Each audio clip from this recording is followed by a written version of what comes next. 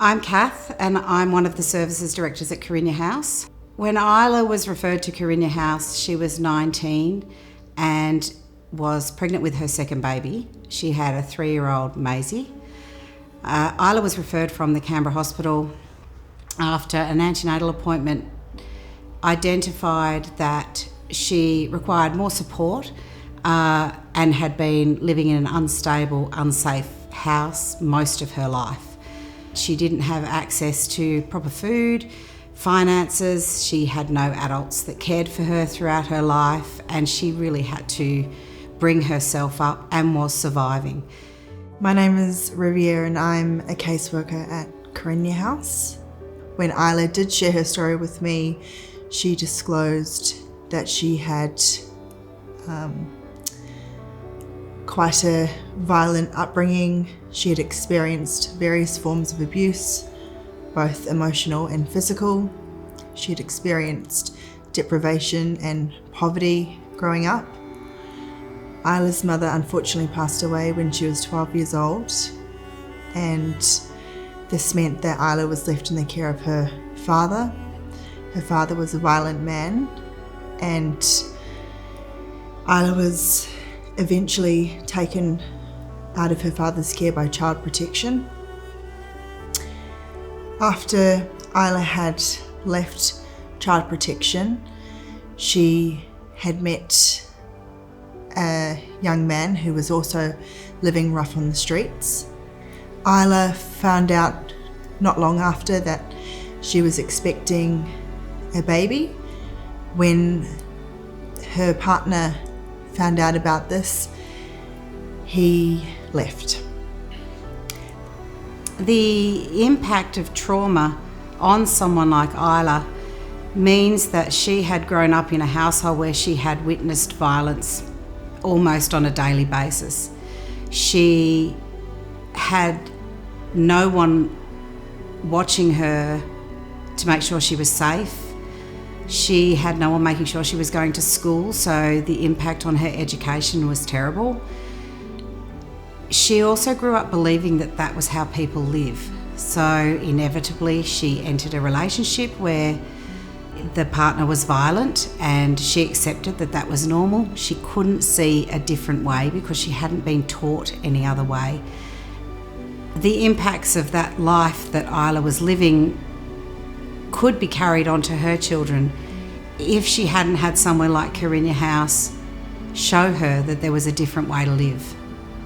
My name is Mary Ellen and I'm the maternal health worker at Karinya House. So when Isla and her 3-year-old daughter Maisie first came to Karinya, Isla was really quite guarded around me. She had already raised Maisie without really much support at all, and so she didn't think there was anything or any advice that I could give her that would be helpful. Maisie was an absolute delight, and Isla was very devoted to caring for her. Isla was doing a beautiful job parenting. What I noticed was it was often at the expense of her own needs. My help varied in many different ways, and it came down to whatever she was needing. 2 a.m. feeds for baby, settling at bedtime, cooking meals, respite with the children, and sometimes just listening over coffee as well.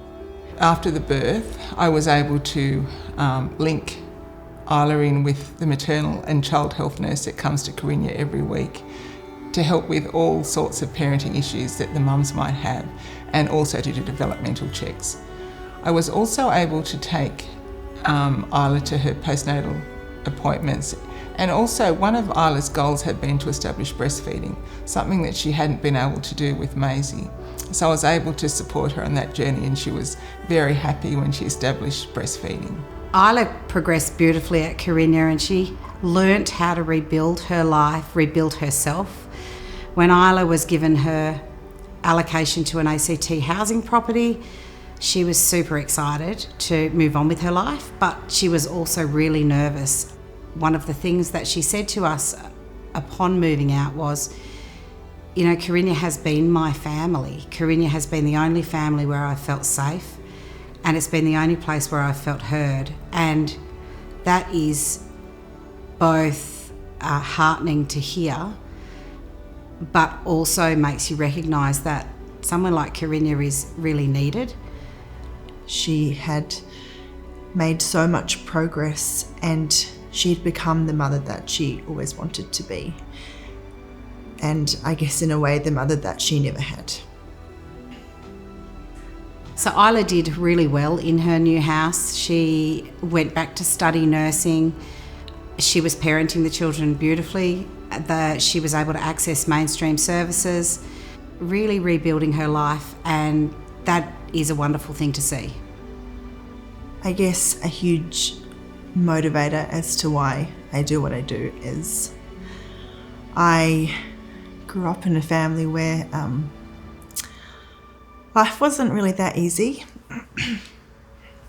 A lot of what I see in the women that I work with, I have experienced myself, and I think growing up it was quite